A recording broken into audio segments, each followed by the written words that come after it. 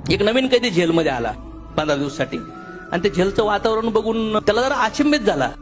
तो दुसऱ्याकडे गेला आणि म्हणला, अरे मी जसा जेलमध्ये आलोय तसा हा कैदी रोज भगवंताची पूजा करतो, प्रसाद वाढवतो, आरती गातो आणि 12 वाजता येऊन याला रोज फटके देतात. प्रॉब्लेम काय याचा? एवढा भारी परफॉर्म करतोय माझ्या समोर, याला हाणतात का? ते म्हणले, तू काय कर, जेलरला विचार. ते म्हणले, त्यांनी ना 10 मर्डर करून आलाय बाहेर, कित्येक लोकांचे घर बरबाद करून आलाय.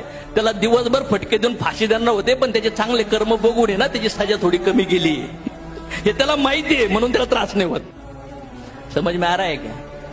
त्या कैद्याला त्याचा भूतकाळ माहिती होता म्हणून खुश होता. त्या दुःखात पण तो भोगत डोंट रन अवे, भोगा त्या गोष्टीला. किती पण संघर्ष येऊन द्या, सहन करा.